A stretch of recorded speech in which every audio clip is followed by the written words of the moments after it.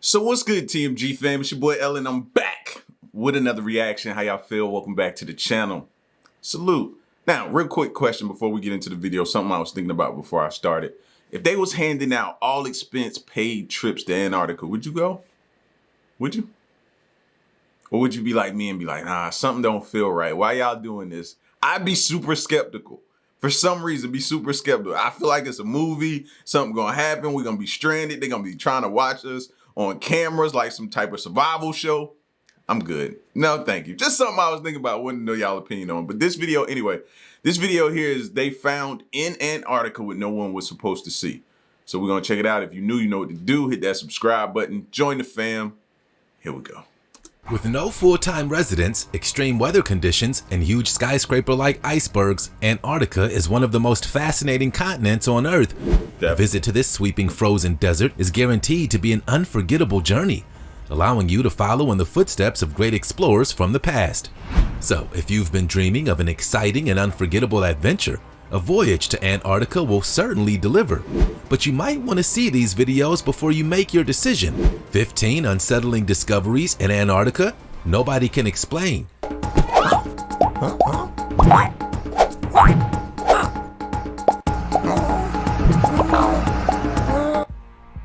Lost Soviet cruiser. Karvanchanka, Russian for Women of Kharkov, is a model of an Antarctic off-road vehicle made in the 1950s in the Soviet Union. Based on a tractor platform and similar to a tank, two of them were delivered to Antarctica in 1959 and reached the South Pole. And now they stand as a monument not far from the Russian Antarctic Station Progress. By the 1950s, the Soviet Union, as well as other nations, had begun active research in Antarctica. As more expeditions followed, the explorers realized that the tractors they were using wouldn't be enough. A new type of vehicle was required, one that could withstand these incredibly harsh conditions, but also provide safe and comfortable accommodation for the expedition group. And this amazing vehicle was the solution they were looking for. The massive Explorer was over 13 feet high and 11.5 feet wide, with a length of almost 28 feet. The cabin was almost the size of a studio apartment and could accommodate 8 people. Inside, a small kitchen, a bedroom, and a restroom, apart from the control section for the driver and navigator. There were also a separate workshop, which made this vehicle a mobile lab as well. By 1975, the upgraded 2 replaced the original version and continues to operate to this day. Fasten your seatbelts, because it's time for today's sweet topic. They found in Antarctica what no one was supposed to see. A shipwreck literally raised from the freezing waters, cemented in by ice. Shouldn't a shipwreck be at the bottom of the sea? Not all the time when you're in Antarctica. Right. The thing about this continent's harsh below freezing climate is that often ships get wrecked by being actually frozen in the ice as it forms in colder parts of the year, like it was sealed in cement. And unless you're an icebreaker vessel that can crunch through thick, the ship will be locked in place until the ice thaws. Even worse, the ice can crush a ship. One of the world's most famous ships, called Endurance, suffered that fate over 100 years ago. Ironically, though, it was named Endurance. Do you see? That's the type of stuff I be talking about, man. Of the Endurance, which carried explorer Ernest Shackleton to the edge of Antarctica in 1915 before being crushed by ice and sunk, was recently discovered almost 10,000 feet below the surface. This mystery ship, however, was literally lifted by the iceberg to be forever preserved and locked in this ice cliff. But what happened to the crew? What's the story behind this doomed journey? Tell us your thoughts in the comments below using hashtag #SweetTopic. Millions of nests. Recently, a research icebreaker discovered the most extensive fish breeding colony discovered to date. At 1,600 feet below the Weddell sea ice, the colony was found to cover at least 92 square miles of the seafloor. That's an area 1/3 larger than Washington, D.C. Over 12,000 active nests were filmed. Many fish create nests, but until now, researchers hadn't found many icefish nesting near each other. Even the most social species of nesting fish had been found to gather only in the hundreds. This new one has an estimated 60 million active nests.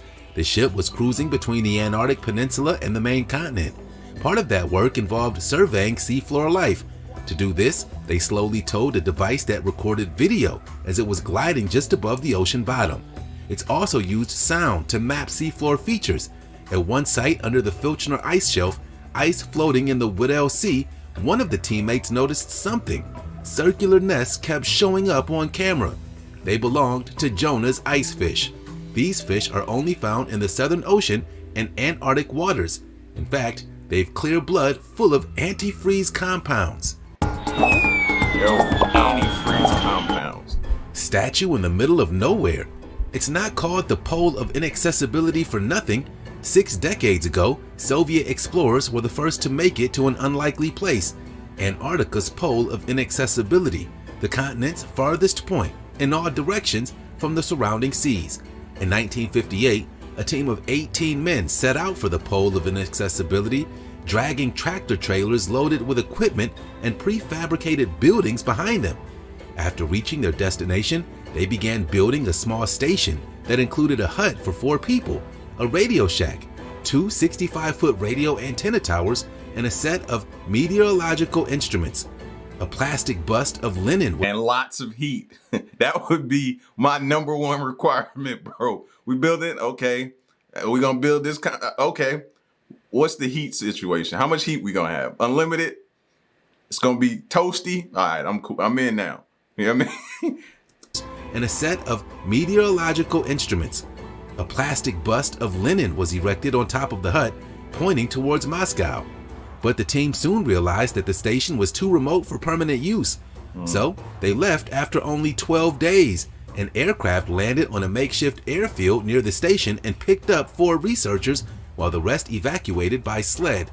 The Russians returned to the site for one last time in 1967. The next visit wasn't until 2007, 40 years later, when the British team became the first to reach the Pole of Inaccessibility station without mechanical support. The buried building and the lonely bust, along with a plaque commemorating the conquest of the Pole of Inaccessibility by Soviet Antarctic explorers, is now a designated historic monument. Abandoned whaling station. Once British sailors were a big part of the whaling industry in the southern hemisphere. Now only rusting buildings and ship skeletons remain, where once thriving whaling stations were. It's not somewhere you would ever like to be alone. Rusty steel chimneys lie collapsed across the roadways. Power plants and dormitory blocks lie half smashed, their innards spilling out through the walls. Cast iron beds and baths, piping and wiring, cushions and mattresses all now leaking into the freezing air.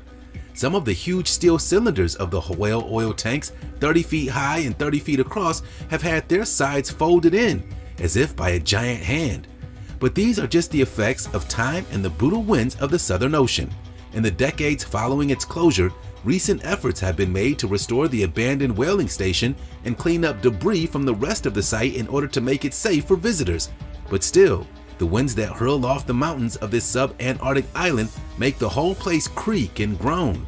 Rusted corrugated sheets screech against their fixings, doors slam open and shut, and the ventilator cows at the giant processor plants still turn in the wind as they've done since the place was finally abandoned and left to the elements in 1965.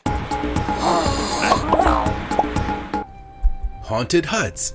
In 1899, 10 men on an expedition rode out an entire Antarctic winter in these structures, which they'd assembled from prefabricated segments. Inside, the men not only lived but also worked in a darkroom and taxidermy studio on the expedition's mission to document the continent. The only private space his men had was their own bunk. The size of the hut meant that they were essentially stuck in their bunks for the whole winter. For decades after the original expeditions, this hut and others like it sat mostly full of snow and ice, which had the effect of preserving them long beyond their intended lifespan. Could they be haunted? Only the folks behind the restoration would know. The restoration work involves shoring up the huts weighed down by snow and ice and weathered by the Antarctic winds, and attending to the objects inside. A total of 62 specialists, experts in paper, timber, textile, and metal conservation from 12 countries contributed to the project. The trio of bases are all located on Ross Island and include Cape Royds Base, Cape Evans, and Hut Point. Looking ahead, a team is committed to upholding them and will continue the maintenance of the historic sites. It take a special individual to complete those type of projects, bro. Like if you good with isolation, you know what I mean? You can occupy your mind, because I think the mind is the hardest thing to battle.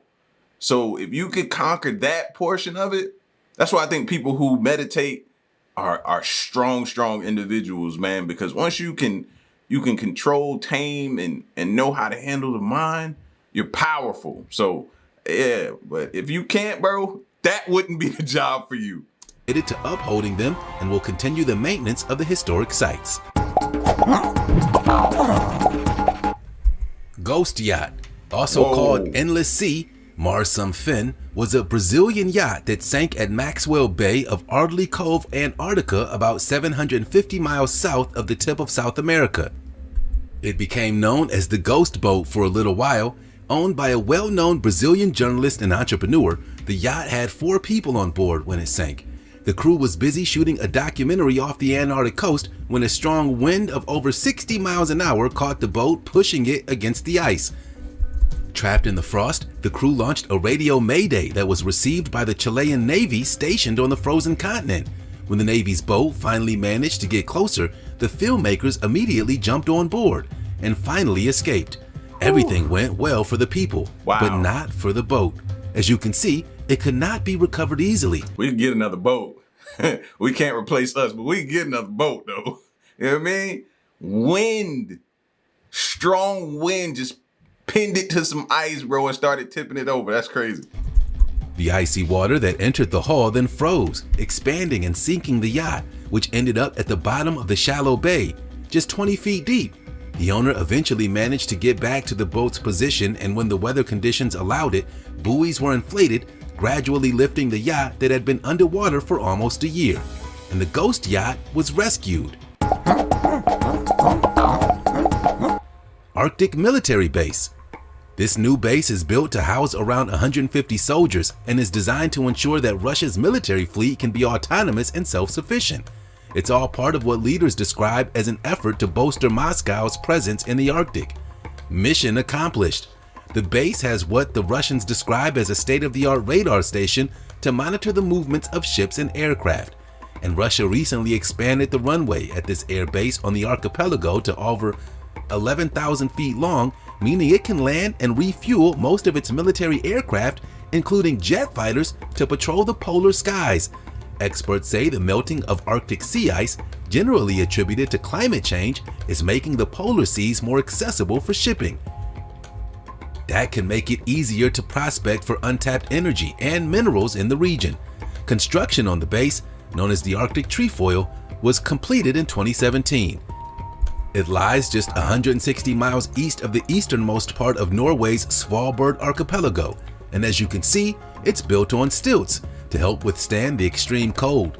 The base is self-sufficient in electricity and equipped with a clinic, library, chapel, gym, and cinema too.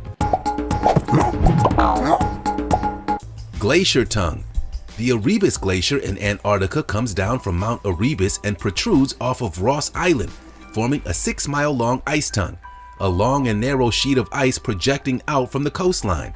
The Erebus ice tongue is the serrated, blue-rimmed knife extending into snow and ice-covered. Yo, somebody's made stairs out of the ice, bro. This is ridiculous. This is crazy. McMurdo Sound, and it varies in thickness from 160 feet at the snout to 980 feet at the point where it's grounded on the shoreline. And it looks like a lot of fun to explore. Plus, it's a dynamic structure subject to a host of internal and external stresses which affect its shape, size, and durability. Ice tongues emerge when a glacier ice steam flows rapidly into the sea or lake, usually in a protected area. For instance, Capes Evans and Royds extending from Ross Island protect the Erebus ice tongue from the open waters of the Ross Sea. It's the perfect ice storm, so to speak. When the sea ice from McMurdo Sound thaws in the summer, the ice tongue floats on the water without thawing, and when the ice around the tongue melts in the summer, waves of seawater constantly batter the edges of the tongue, carving very elaborate structures in the ice, sometimes producing deep caves, and in the winter the sea freezes once more around these new shapes.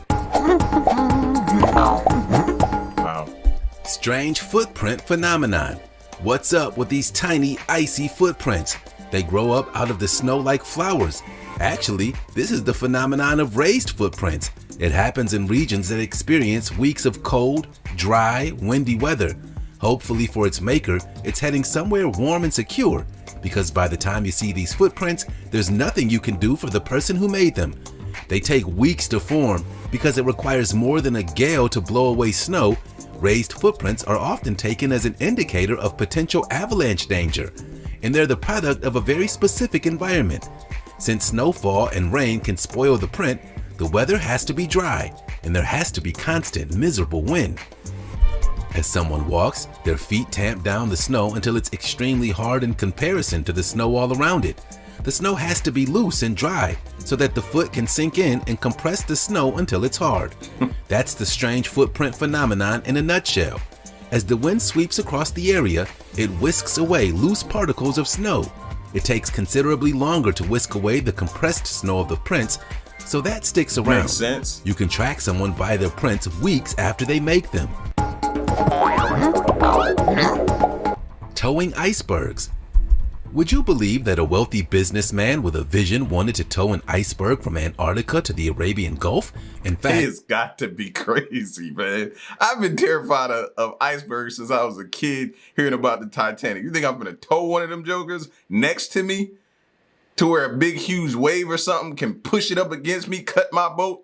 And now here it is, Titanic 2 going on right now. No, fam. Like, some people crazy. there are corporations that specifically design, produce, and deliver equipment for what it's referred to in the biz as ice management operations. So the technology actually exists for towing icebergs. Wow. The rich visionary believed that having a large body of ice floating along the coast of the United Arab Emirates could provide the country with fresh, drinkable water. In theory, sounds like a great idea. The ambition of the inventor and entrepreneur had been to transport an iceberg from Antarctica. The journey, expected to take around 10 months, would see the iceberg reach its final position of the UAE's Fujairah coast. The iceberg would be selected by satellite and can measure a mile wide. And a patent-pending metal belt would be used to prevent the iceberg from breaking up during its long journey.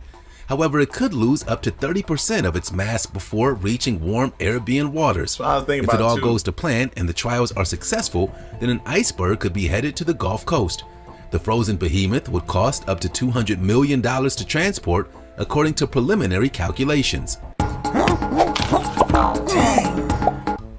Crack in the ice. Might be cheaper to leave it where it's at. This ginormous iceberg measures roughly 490 square miles and is nearly 500 feet thick. The iceberg, more than 20 times the size of Manhattan, actually split off from Antarctica. The huge chunk of ice broke off the Brunt ice shelf, almost a decade after scientists first detected the growth of vast cracks in the ice. And though some people would be quick to point the finger at climate change for such major events, scientists have made it clear that these cracks in the ice could also be natural occurrences. It's just a massive step in the life cycle of an ice shelf. It grows until it's too big to support itself, collapses, and then the whole process starts again. The Brunt ice shelf routinely breaks off icebergs, but not like this. Experts hadn't seen an event like this since 1971. Warning signs of an imminent iceberg started before when one crack, called the North Rift, emerged and started heading towards another major crack roughly 21 miles to the northeast. The rift crept further in that direction, moving at about half a mile per day, before widening substantially. And incredibly, it happened in the span of hours, eventually causing the iceberg to cut itself loose. Rectangle iceberg. The footage was captured by scientists working with a NASA mission that monitors the way polar regions are responding to climate change. Who knew that icebergs could be so rectangular? Apparently, not the internet. Aerial footage of icebergs as flat, square, and smooth as an ice sheet set the internet aflame with rumors of alien visitors and chainsaw-wielding glaciologists. Despite their usual appearance, tabular icebergs like these are actually completely natural. The researchers saw them floating off the coast of northern Antarctica during a survey of the region's polar ice. The biggest was about 1 mile across, though like all icebergs, only about 10% of it's visible above the waterline, meaning most of its square-shaped bulk lies underwater.